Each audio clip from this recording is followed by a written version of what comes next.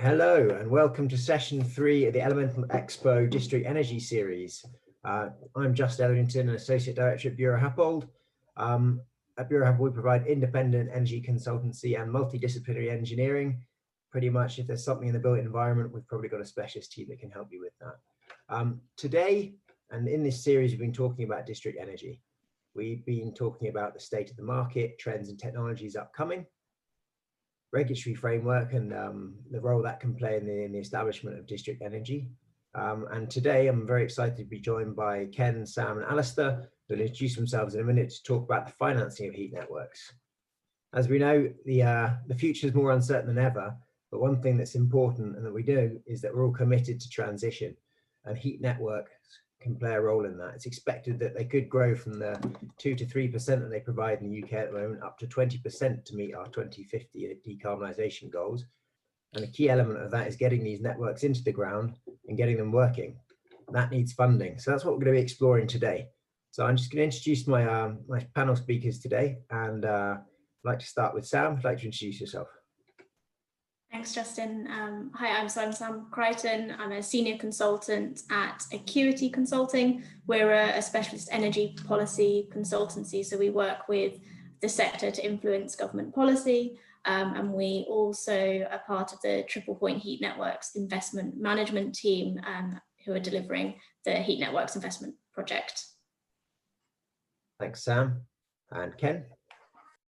I'm Ken Hunnisett from Triple Point Investment Management. We are an investment management firm in the City of London, a multidisciplinary team that does an awful lot of things on an awful lot of fronts, but for the most part, and certainly here today, I'm speaking in the context of our role as delivery partner to BEIS for HNIP, and as Sam said, it's a scheme we deliver with a group of companies, Ecuity being one of them, but also with AECOM, Asteros, GemServe, and Luxnova, the legal firm as well.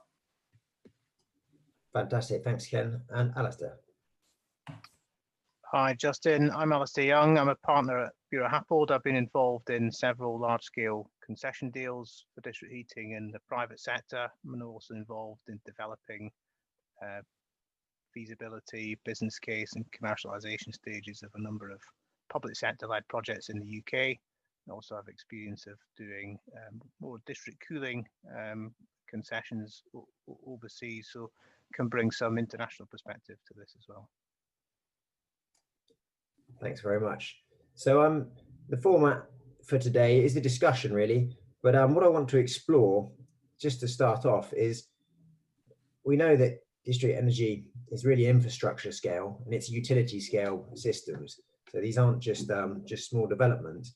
And with that comes certain challenges in terms of long-term returns rather than shorter-term gain. I was just wondering, looking backwards and sort of up to today, if you'd be able to share your views on the success of getting finance into heat networks and what's worked well and what hasn't worked well, and maybe we could just exchange some war stories on that and see where the common barriers are found and what's worked well in the past. Ken, would you like to start? Yeah, absolutely. So my experience is perhaps a little bit shorter than Alasdair's. It mostly comes in the context of the work we've been doing under HNIP. And while I agree with your observation initially, Justin, that these are major infrastructure projects, often delivered at real scale, and we've seen that in supporting some of the citywide schemes that we've worked on that have some really unique challenges. And we're learning lessons today that hopefully we'll be able to apply for many years to come. But of course, they can also be very modest schemes, and we've seen some of those come forward for funding as well, and they present different kinds of challenge. There are corners of the investment community that seek size, seek scale and tenure and counterparty strength. It isn't lost on me though that in terms of the deliverability of some of these schemes, it's some of the more modest schemes in terms of scale today, if not ambition in the future, that have been so very fundable because they've been deliverable. And I'm thinking there of some campus-based projects. We've had great success funding schemes for school and university campuses, in other instances for NHS hospital trusts as well. So you've got, heat networks can be very many different things. They all present unique challenges. crucially, nothing has quite stumped us entirely just yet. So we're optimistic, at least for the future. That's interesting, Ken. And is that a side point? Is that really about the ownership and the confidence that you can get from that sort of scale of project in terms of development risk? Yeah, absolutely. I mean, there are a number of challenges with funding heat networks, and some of which I hope are going to naturally cure themselves over time as the market matures and professionalizes.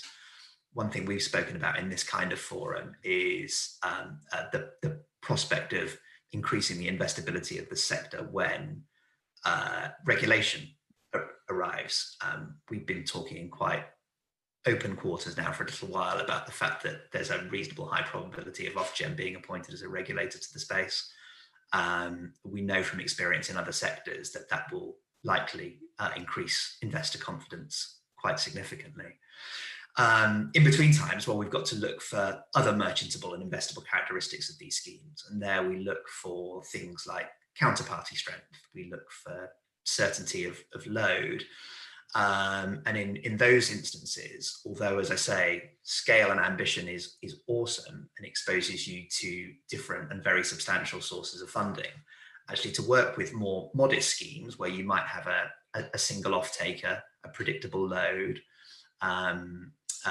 different construction and planning issues, all much more manageable, all much more deliverable, then that's an immensely attractive proposition to perhaps a different type of investor, but attractive all the same. And Alasdair, is that it? Would you agree that you see that from a technical perspective and a scheme generation perspective? I mean, certainly the schemes that I've been involved in that have gone the distance, if you like, have had that reasonable level of development certainty, if not demand certainty. So we often try and pass the actual demand risk onto the energy companies because they should be experts in that, although that can vary. Development risk, I think, often sits with the developer of the building. Say if it's a large scale residential development, and I think that's right. Technology risk, we're starting to see more concern around how you manage not having stranded assets over time as we dial up expectations around carbon performance. The technology landscape is shifting quite rapidly in the UK as the grid decarbonises, and that's causing, I think, challenges that filter through to the financing, because those technologies that are low carbon don't always necessarily benefit from the revenue streams over the long term that others might. So that's a challenge. I think managing construction risk is also a concern, and we see again more success on the sites where there's commonality of land ownership with the project promoter. And so I think there's a number of areas where the technical and delivery challenges come together with the financing. If you can't cover those risks off, you don't have a financeable project. And Sam, from equity viewpoint, is that are your experiences aligned with the discussion that we've had? Yeah, I think so. We've seen a real mix of different projects coming through HNIP in terms of applications, but even to people saying they're interested, wanting to find out more. Really small schemes as well, with a few properties that aren't eligible for HNIP funding, but we're seeing interest in those growing. One thing I think I would highlight is the lack of awareness of district heating and heat networks amongst the general public being a bit of a barrier at the moment. We are seeing some really interesting things across some of our funded projects to raise the profile of heat networks. One of the schemes in Manchester, their chimney flue is a piece of architecture in itself, which is really helping to put the heat network on the map. Similarly, in Leeds, there's a bridge that's got some really great artist drawings and artwork across the bridge that highlight that the heat network is actually passing over that bridge. So I think that there's a lot going on to raise awareness amongst the general public as well, not just within the energy space or the investor finance sector as well. I think it's a bigger picture, and so a lot of the time. Is that awareness important in terms of the context of financing, because it can give more market acceptance and therefore more confidence from an investor perspective that you're going to have satisfied customers? Yeah, I think that's absolutely right. I mean, investors want that certainty of load, and all of that's made easier when there's evidence of early and successful stakeholder engagement, and that means lots of different things to different people. But to the extent that is right down to private individuals and private residents in one or two of the community schemes we've looked at, we know quite how helpful that can be. So absolutely, I think so. It's been one of the characteristics of the pandemic, actually, is I think we all now have different relationships with our homes. We spend an awful lot more time in them than ever we did before. We also, dare I say it, have a slightly different relationship with the planet as well. And if we can drive up public awareness, there's no lack of ambition in the sector to want to reach out. There's no shortage of political will. Evidently, there is a really, really capable delivery base in the UK now. We've got a supply chain that is growing and needs to continue to grow if we're going to carry on the trajectory we need to. We've got some really talented consultants and advisors, but if we can push that out and reach out to the general populace and increase that awareness, as Sam was saying, I think that absolutely increases levels of confidence for investors.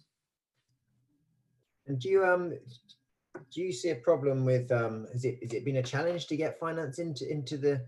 I mean, it sounds very, very, very positive from the message you're saying, Ken, about how you've been able to deploy finance into the industry. I mean, I'm just aware of and we're all much more familiar with what exponential means, but with the exponential growth that we need to deploy with heat networks. And do you think that we're seeing enough momentum, enough money flowing in at the moment, or what more needs to happen to enable that? So the slightly depressing truth that I have to confront is that I have proven that it's a tougher job than I imagined it might be, just giving away free money. In managing the heat network investment project, we have a substantial grant element there. HNIP is grants and the softest of soft loans. I know this isn't the sales pitch, but our loan products carry interest rates. In the case of our corporate loan, it's just 0.01%. In the case of our project loan, special purpose vehicle companies, it's 1%. And as I say, we also give away grant funding. Getting that money deployed has proven to be a real challenge, harder than we'd imagined at the outset. So creating the market conditions where commercial funding can come in, funding that will require material rates of returns, to say a phrase we talk about a lot in the context of HNIP was Bayes' original ambition to create the conditions for a self-sustaining market, a market in their eyes that doesn't have ongoing need for government subsidy or support. So we're talking about challenges today, halfway through the heat network investment project, of getting very soft funding in, getting grant funding in, to a world hopefully on a near time horizon where we're getting a commercial investment in all its different guises. That could be asset finance, it could be project finance or private equity, it could be pension fund money in time. If we're going to induce, encourage and excite that type of investment, then there's still very, very much work to be done. Definitely reason to be excited. As I say, we've got the prospect of regulation looming. I think that will help immensely. We have got a visible and growing pipeline of opportunities. So I think we are showing investors that it's worth the investment in time. Yeah, if not yet money, to take the time to understand the sector and the investment potential of it. But yeah, goodness knows, there's still an awful lot of work to be done. Alasdair, just outside of outside of HNIP, you've got some great experience about taking schemes also through through funding. Do you have a view on the sort of the challenges between, Ken's mentioned how difficult it has been to get the free money out the door, and from a perspective of trying to deploy that money, do you have any observations around the differences?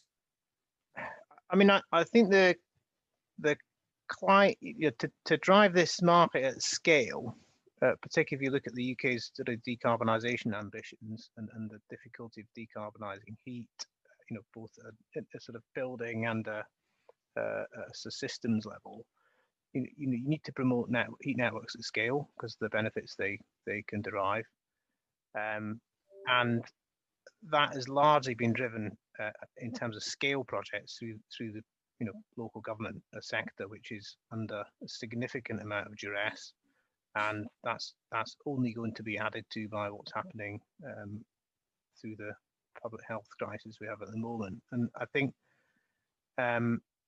regulation will help that, but the schemes that have been successful have a really strong element of political leadership, and that's been helped, I think, by the in the past, the economics of things like gas CHP and energy from waste. I see a real challenge in getting more uptake in that sector without some stronger policy signals to drive the underlying business case. I think the environmental case, the social case, the energy systems case for heat networks are all clear. What's not clear to me is that there's a framework for project sponsors, effectively, that local government to wave the flag for an investment here, because they've got so many other things to look at, and the returns are not always there, particularly for the larger, riskier projects that Ken talked about a little bit at the outset. I couldn't agree more. I think that the role of government in all these schemes is going to be absolutely key. It's an industry that's benefited from very strong leadership from a very passionate team at Bayes, but in terms of developing projects out locally, the unique capability of a local government to lead the development, occasionally in that sponsorship role, but also as a driver of local stakeholder engagement, acknowledging that heat networks have the potential to do very many things, save carbon, of course, deliver heat, of course, but to create jobs locally and just act as a catalyst to economic growth generally. So the role of local government, I think, is undoubted. We ought to pause maybe and reflect on whether quite the role government should be playing in the long-term growth of the sector, because it's true to say, just as we need government to provide leadership and direction, historically we placed a reliance on them providing a lot of the funding as well. And there I don't just mean HNIP, which has been great, and there's other funding to follow in the short and possibly medium term. But the reliance on the public purse elsewhere, and in particular on public works loan board debt, which has been a real fillip to so many projects, it isn't as historically cheap as it has been, and is, after all, a finite resource. So if we're going to see the stellar growth, of course we need to draw in private sector funds. We also need to ask our sponsors, developers, including local government, to reflect on the delivery vehicles, the business models, and an approach that will facilitate and encourage that long-term investment as well. We consider it a priority, not just to work ourselves out of a job by spending all the HNIP funds, but also lessen the reliance on public works loan board debt as well.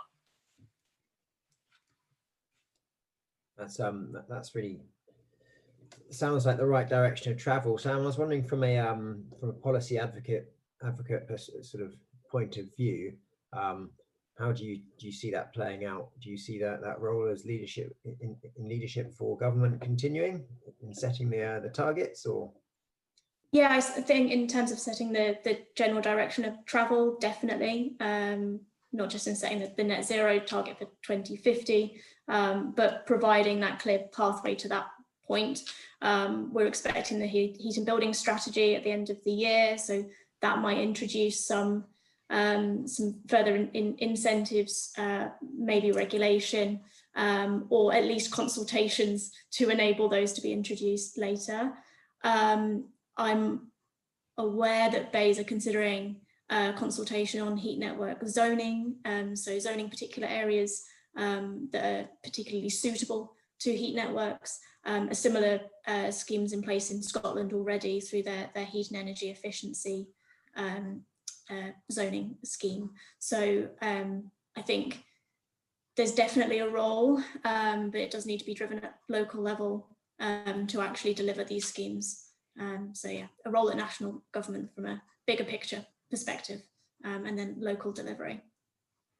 So, because thanks, Sam. That we seem to be building a picture here, because we're trying to, we want to be talking about financing, getting the money into the projects, and I think what we're coming to is that we need to fix the boundaries outside of the actual proposals to get the right conditions before we can really fund them.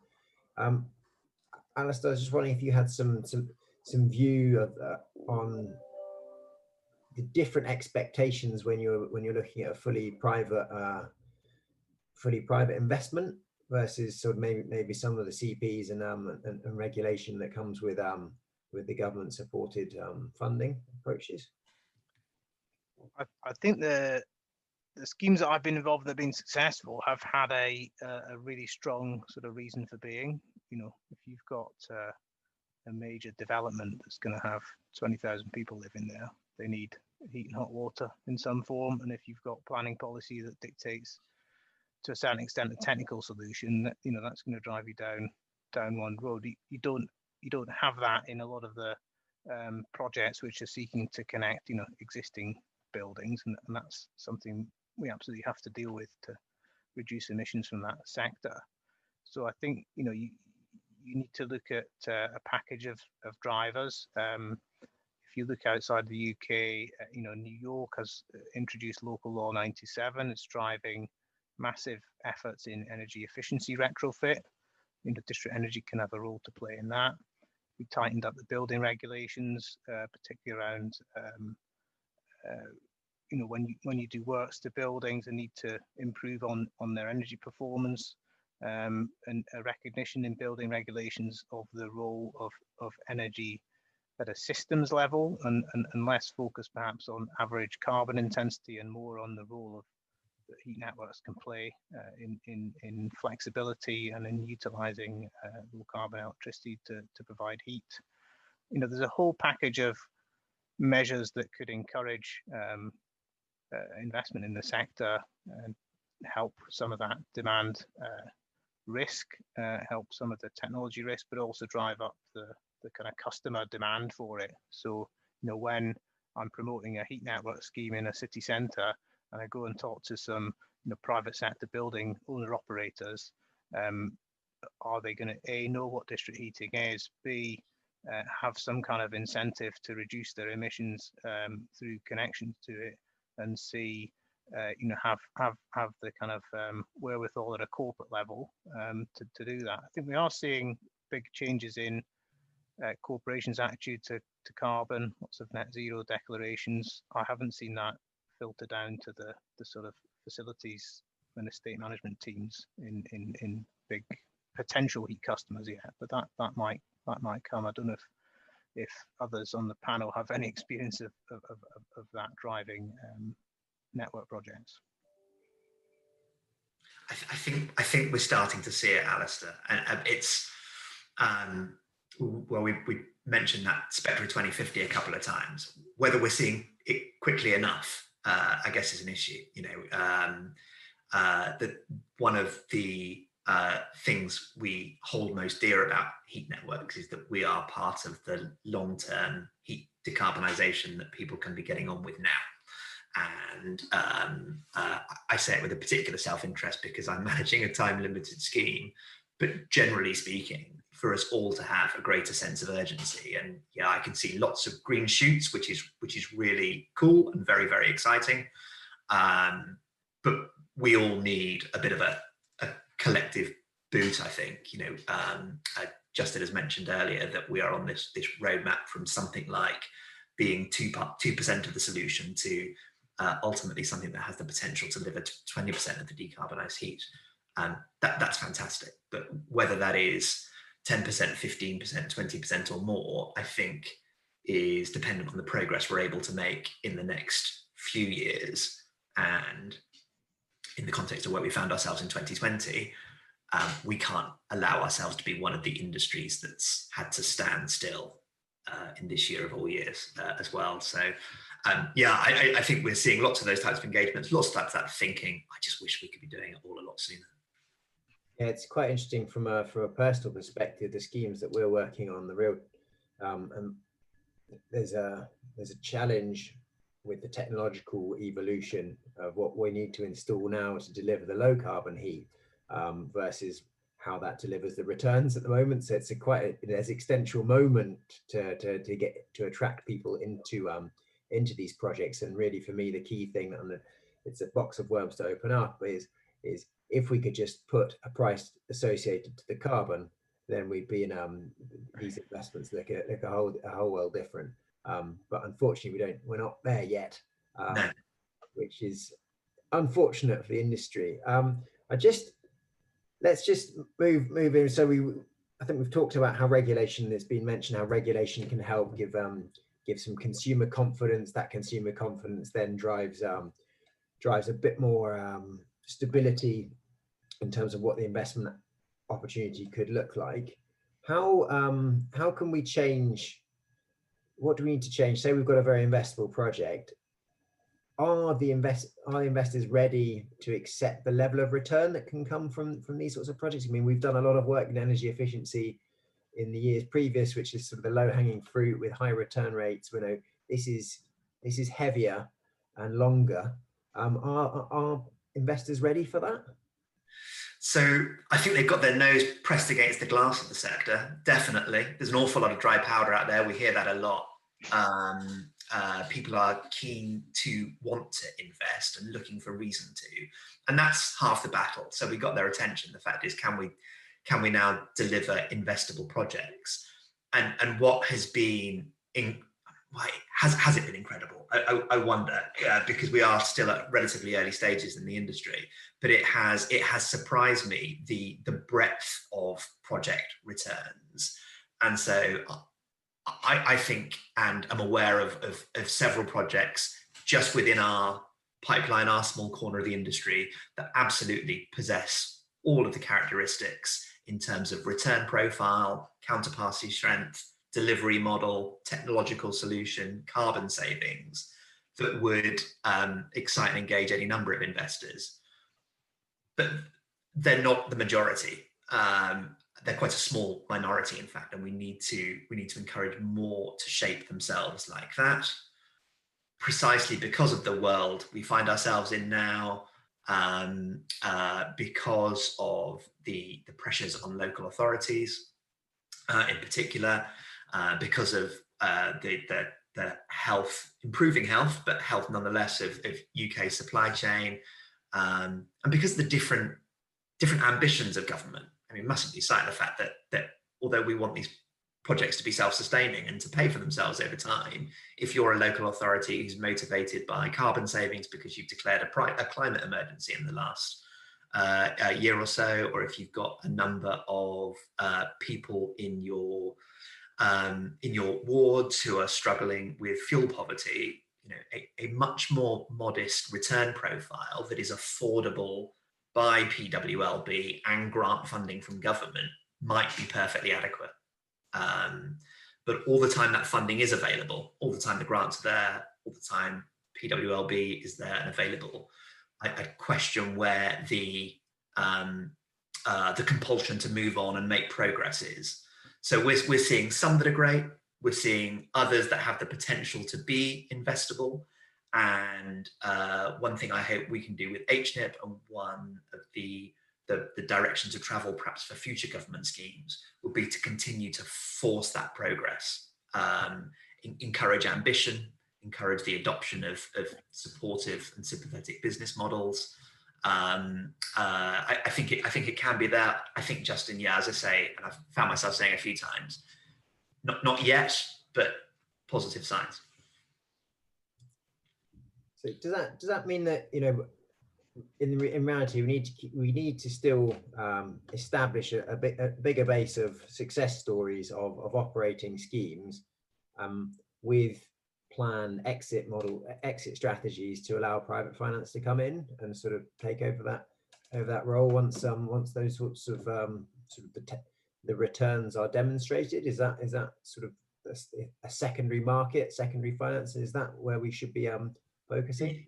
Absolutely. I mean, that's one of the nice things now. This is a market that's growing, but it's a market that's had its notable successes already. As I say, you know, there are a lot of good schemes out there now. So the refinancing opportunities represented by some earlier schemes and improving schemes, and schemes that have the potential to decarbonise in the short and medium terms, we should absolutely be crowing about those. We boast loudly.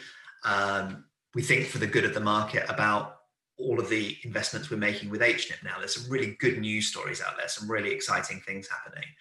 And if we've spoken a little bit about investor returns and government engagement, I say just talking about the projects that are out there happening now, happening on a near time horizon, that's doing such a great service for industry in terms of socializing the investability of it with the city. And international investors and institutional investors and people already within the space. I don't think we can do enough of that. And Sam, in terms of that transparency of communication throughout the stakeholders, is that happening? Are people aware of all through the breadth of people involved with these projects? Are those messages being communicated? We try. Yeah, we try and talk as much as we can about the projects that we're working with, but also some of the projects that are being developed outside of HNIP. I guess the challenge sometimes is that they take a while to build out these schemes, and so it can take a while to develop a story that can be told. But yeah, we're doing what we can to share those stories, and I'd really welcome people to get in touch with any schemes that they are developing out, so we can share that message as much as possible. Because it's always really interesting to hear about some of the other schemes that we're not aware of that are in operation and are delivering, to provide that evidence base for investors, for policymakers, for the supply chain, and internationally as well. We had a really fantastic experience a little earlier in the year. It was, I think it was June. Sam will correct me. It was certainly over the summer. The months have all blurred into one this year. It was, we were meeting a milestone in terms of our fossil fuel legacy. It was, I think it was a date in early June. It might have been the 10th of June.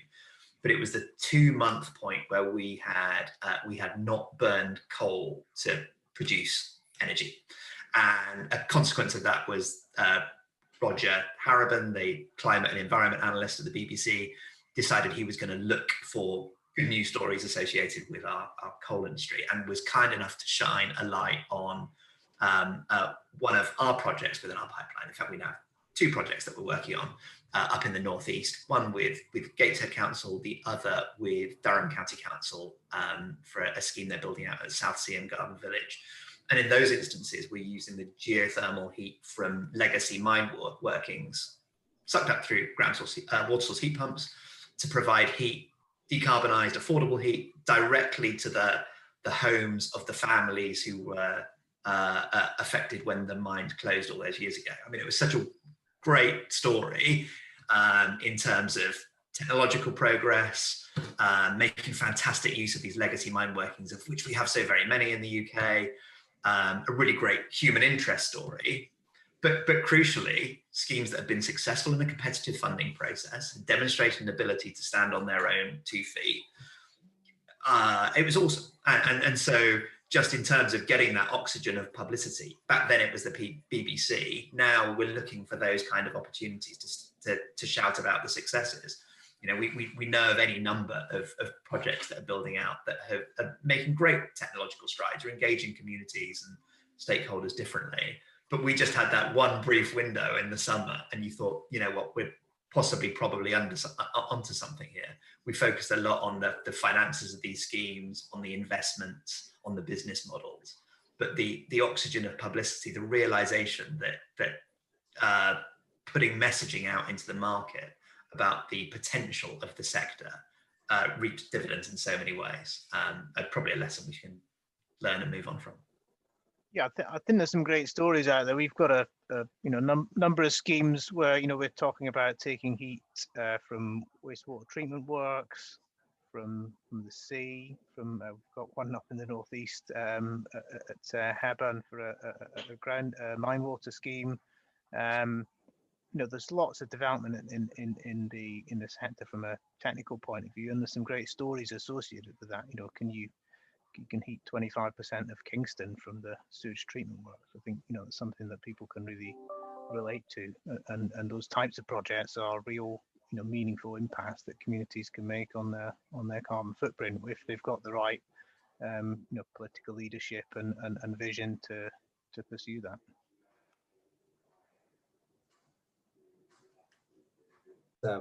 Yeah, I certainly think we've got the exciting there's exciting technical projects out there, and it feels like we've got the wheels in motion to engage the consumers and hopefully put right a few wrongs for misconceptions through a bit more education.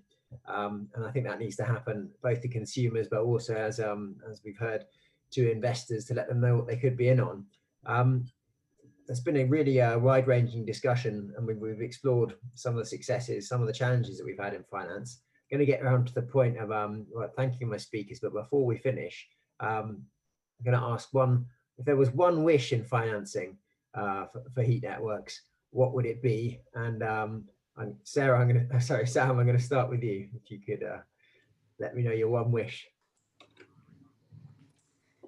My one wish, I'd love to see us get to a point where we don't need government finance to support these schemes, and to get to that point where we do have a self-sustaining market with demand from across the sector. So there's a big one, and one that might happen sometime in the future, but that's my wish. Thank you. Ken? I'm going to say Sam has done a terrible job. We should have compared notes at the start of this. Sam might have pinched mine, but that she and I are on exactly the same page is a tremendous source of comfort. We pull in the same direction on this, and it's become a little bit of a crusade for us. So I'm gonna augment that and say exactly the same thing. But if I had one wish, it's just that we can move forward at greater pace. There is an urgent imperative to this as well. We don't really know what 2050 means in terms of the planet and the existential threat of a warming world. We do know that it's created the policy environment that means we're now on a pretty clear trajectory. Government has declared its hand, its support, and as I said earlier, if the heat network sector specifically is going to fulfill its ambition to deliver something like that 20% of the market that we think it can, we've got to get cracking now. So with the myriad pressures on local government, on finances, we've got to try and find a way of picking our way through that, focusing on the right solutions, the right business models, backing the right projects, engaging with the right sources of capital, and getting them done and getting them delivered now. Great. Thanks, Ken. And I would just add to that, Justin, I think we see that happening more and more quickly. There's an absolute desperate need to get on with decarbonising heat. 2050 is far too late. We need to be substantially decarbonising our economy by 2030. I think the the destination is clear. The roadmap in the power and transport sectors is, I'd say, much clearer than the heat sector. But one thing we know is without more of a level playing field that takes into account the cost of natural gas, you know, against which heat networks are usually competing, you know, we won't see the scale of deployment that we need. So I would say, and that can take many forms, but, you know, you've got the capital support, we have had revenue support through RHI, you know, variably successful. Some kind of recognition of the carbon costs of natural gas needs to be in place, I think, for the sector to really kick on and deliver the benefits that we know it can, because it does in other countries. You know, there's nothing particularly different about the UK. People like warm, comfortable homes and workplaces that don't cost a fortune. So, you know, if we had that in place, I think we would see the progress, which I would also wish for, that Ken and Sam have set out. Completely agree. Thanks very much. That's I think we've pretty much covered everything that we need there. I think that's the recipe. Now we just need to go and cook it. No, thanks very much to all my speakers. That's been our session exploring financing district energy with the Elemental Expo District Energy Series. Thank you very much to my speakers again, and I'll see you next time. Thank you. Thank you. Thanks, everyone. Thanks.